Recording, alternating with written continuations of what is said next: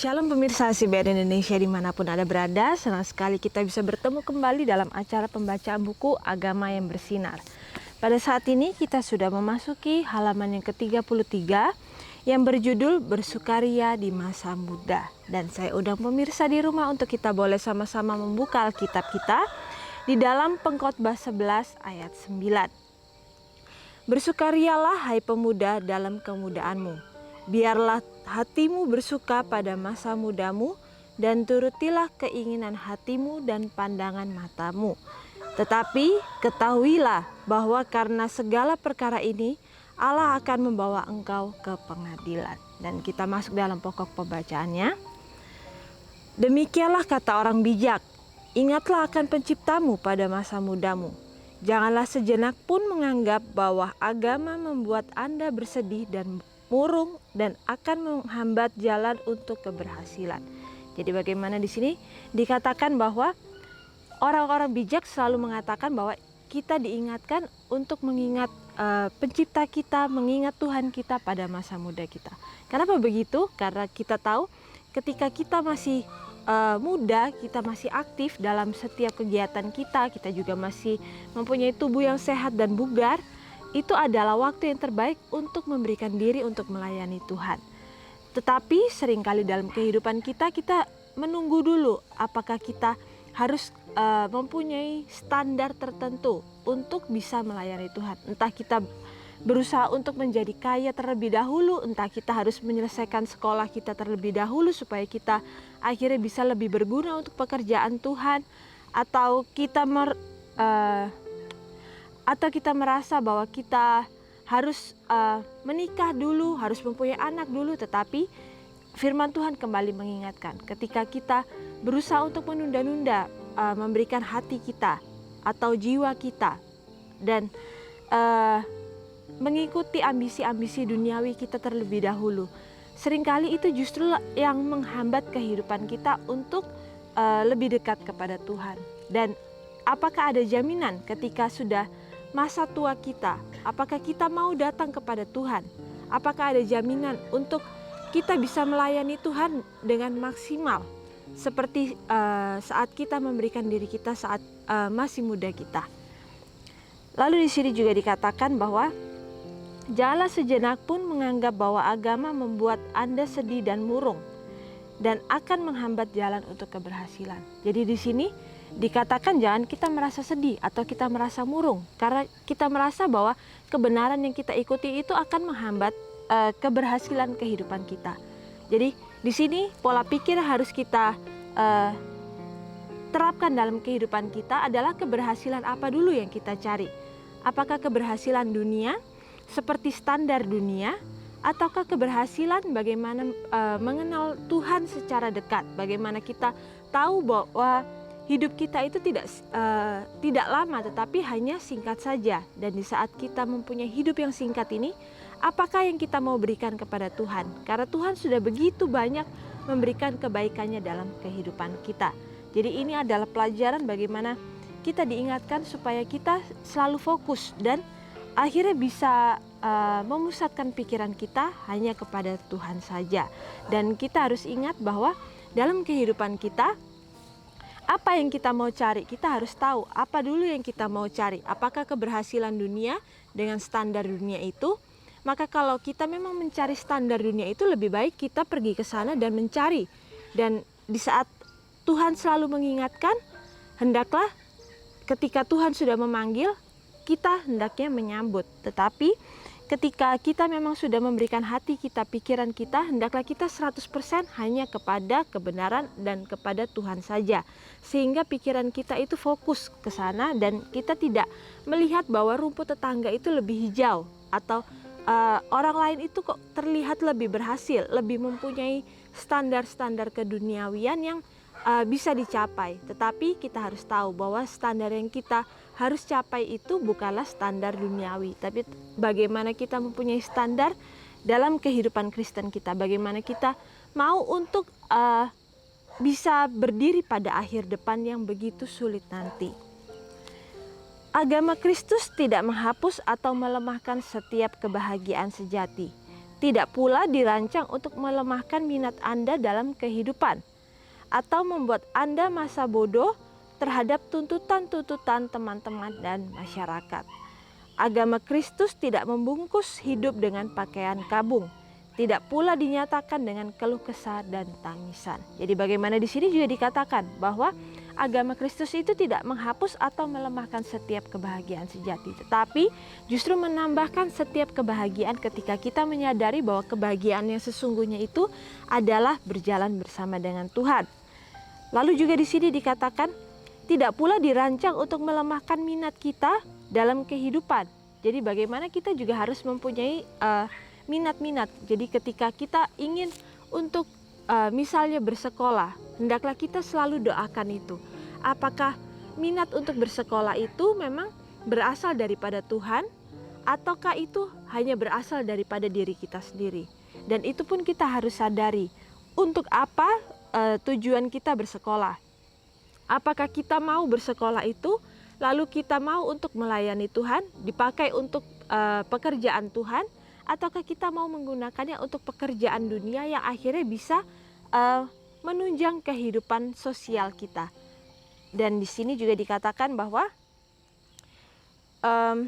agama juga tidak membungkus kehidupan dengan pakaian kabung. Jadi bagaimana dalam kehidupan kekristenan itu tidak boleh kita memberikan diri kita itu seperti pakaian kabung. Kita tahu pakaian kabung itu adalah pakaian yang digunakan ketika ada acara-acara kematian, dan itu adalah pakaian yang bersedih. Jadi bagaimana firman Tuhan kembali mengingatkan bahwa dalam kehidupan kita tidak boleh menunjukkan rasa kesedihan kita kepada lingkungan sekitar kita. Tetapi yang kita boleh adalah memberitahukan segala kesedihan kita itu hanya kepada Tuhan, dan meminta Tuhan untuk memberikan penghiburan, memberikan kekuatan, dan juga memberikan jalan yang terbaik yang Tuhan rancangkan supaya kita bisa menerimanya dengan lapang dada. Dan di saat kita tidak mempunyai keinginan-keinginan, di saat Tuhan memberikan keinginan kita itu tidak sesuai pada waktu yang kita inginkan, dan di saat itulah biasanya kita akhirnya merasa sedih, merasa murung karena segala sesuatu itu tidak sesuai dengan keinginan kita. Tetapi di sini kita diingatkan kembali supaya kita memberikan segala keinginan kita, segala pilihan kita hanya kepada Tuhan, dan mengizinkan Tuhan untuk bekerja dalam kehidupan kita. Jadi di saat kita bisa menerima setiap apa yang Tuhan berikan, kita harus sadar bahwa itu adalah yang terbaik yang Tuhan izinkan untuk terjadi dalam kehidupan kita. Dan di saat kita menerimanya, maka kehidupan kita akan menunjukkan segala sukacita yang akhirnya kita bisa sampaikan kepada lingkungan di sekitar kita. Kita tidak akan menunjukkan rasa kesedihan atau rasa kemurungan, sekalipun kita tidak mempunyai harta-harta duniawi. Tetapi kebahagiaan itu bukan berasal daripada harta-harta duniawi yang akhirnya bisa mengikat kehidupan kita. Jadi di sini diingatkan kembali bahwa kebahagiaan yang sejati itu berasal dari pengenalan kepada Tuhan. Bagaimana kita tahu berjalan bersama Tuhan, dan Tuhan itu tidak pernah meninggalkan kita. Di saat itulah kita akhirnya akan bisa menunjukkan kasih kita juga kepada orang-orang di sekitar kita. Di sini juga dikatakan bahwa sekali-kali tidak, mereka yang menempatkan Tuhan yang pertama dan yang terakhir serta baik dalam segala hal adalah orang yang paling bahagia di dunia. Senyuman dan sukacita tidak lepas dari wajah mereka. Agama tidak membuat penganutnya kasar dan biadab, tidak rapi dan tidak santun. Sebaliknya itu akan mengangkat dan memuliakan dia, memperbarui seleranya, menguduskan pertimbangannya, dan melayakkan persekutuan dengan malaikat-malaikat surgawi dan masuk ke rumah yang disediakan Yesus. Tertulis dalam buku Amanat kepada Orang Muda halaman 43. Jadi bagaimana di sini juga dikatakan oleh firman Tuhan bahwa ketika kita mengenal Tuhan kita, dikatakan bahwa senyuman dan sukacita tidak lepas dari wajah mereka. Jadi bagaimana melalui sukacita yang ada dalam kehidupan kita, senyuman kita, itulah yang akhirnya bisa membuat kita ini berbeda daripada dunia. Karena kita tahu bahwa dalam dunia itu yang ada hanyalah ambisi-ambisi saja. Dan ketika orang mengikuti ambisi dunia mereka, maka tidak ada sukacita yang akhirnya mereka bisa dapatkan. Ataupun sukacita itu mereka dapatkan tetapi hanya sebuah kesemuan saja, dan sebentar akan menghilang. Tetapi sukacita yang sejati, kita tahu bahwa itu adalah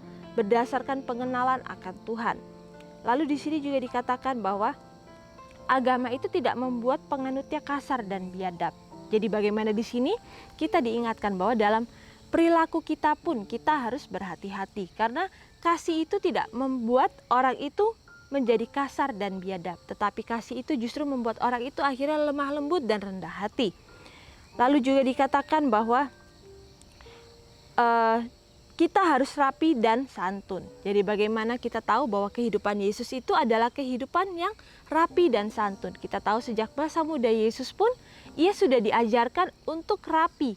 Bahkan firman Tuhan juga mengingatkan kembali kepada kita bahwa Yesus pun sejak masa mudanya itu ketika ia bekerja membantu ayahnya di bengkel pertukangan, dikatakan ia akan mengembalikan setiap peralatan ke tempatnya dan diatur secara rapi. Jadi bagaimana itu pun juga menunjukkan kepada kita sejak masa mudanya Yesus pun sudah diajarkan untuk rapi atau detail dalam setiap hal. Dan juga dikatakan bahwa kita harus santun. Kita tahu bahwa Yesus adalah orang yang sangat sempurna ketika ia berada di dunia ini. Dan itu adalah contoh bagi kita. Hendaklah kita juga bisa untuk mengikuti atau mau untuk mengikuti teladan yang Yesus sudah berikan.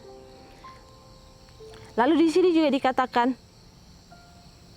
menguduskan pertimbangannya dan melayakan persekutuan dengan malaikat surgawi. Jadi bagaimana kita tahu bahwa ketika kita mau untuk mempunyai suatu pilihan, kita bisa meminta Yesus atau Roh Kudus untuk membantu kita dalam pertimbangan kita, sehingga pertimbangan-pertimbangan yang kita ambil adalah pertimbangan yang akhirnya bisa membuat kita itu melalui jalan-jalan yang kudus yang Tuhan izinkan. Jadi bagaimana di sini kita juga diingatkan bahwa setiap persekutuan dengan surga, setiap pertolongan yang Tuhan berikan itu akhirnya akan menguduskan pertimbangan kita, perilaku kita, sehingga kita akhirnya semakin layak untuk kerajaan surga itu. Dan bagaimana ini adalah tips-tips yang firman Tuhan berikan supaya kita bisa berdiri pada hari akhir yang begitu sulit nanti di hadapan kita. Tuhan ingin agar semua anak-anaknya berbahagia, penuh damai, sejahtera dan menurut. Yesus berkata, damai sejahtera kutinggalkan bagimu, damai sejahteraku kuberikan kepadamu. Dan apa yang kuberikan tidak seperti yang diberikan oleh dunia kepadamu. Janganlah gelisah dan gentar hatimu. Yohanes 14 ayat 27. Semuanya itu kukatakan kepadamu, supaya sukacitaku ada di dalam kamu dan sukacitamu menjadi penuh. Yohanes 15 ayat 11 tertulis dalam buku Langkah kepada Kristus halaman 214. Jadi bagaimana di sini dikatakan bahwa Tuhan itu selalu merencanakan atau merancangkan anak-anaknya itu supaya mempunyai kehidupan yang berbahagia. Tetapi seringkali dalam kehidupan kita, kitalah yang memilih untuk tidak mau mengikuti rancangan Tuhan yang sudah disediakan, yang membuat kita itu akhirnya bisa damai sejahtera. Seringkali kita yang lari daripada Tuhan. Dan akhirnya kita merasa kecewa karena segala sesuatu itu tidak sesuai dengan apa yang kita inginkan. Tetapi di sini firman Tuhan kembali mengingatkan kepada kita bahwa ketika kita mau untuk memberikan pilihan kita kepada Tuhan, kita selalu mau untuk mempunyai hubungan yang dekat atau erat dengan Bapa kita, maka Bapa kita itu akan memberikan yang terbaik dalam kehidupan kita, memberikan sukacita yang akan selalu ada dalam kehidupan kita. Dan di sini juga dikatakan bahwa ia tidak pernah meninggalkan kita, tetapi justru ia akan memberikan sukacita yang akhirnya membuat kita tidak gelisah dan gentar hati. Jadi bagaimana begitu indah firman Tuhan kembali mengingatkan kepada kita bahwa dalam kehidupan kita hendaklah kita selalu berserah kepada Tuhan. Dan akhirnya kita akan mengerti jalan-jalan Tuhan itu bahwa itu adalah yang terbaik dalam kehidupan kita.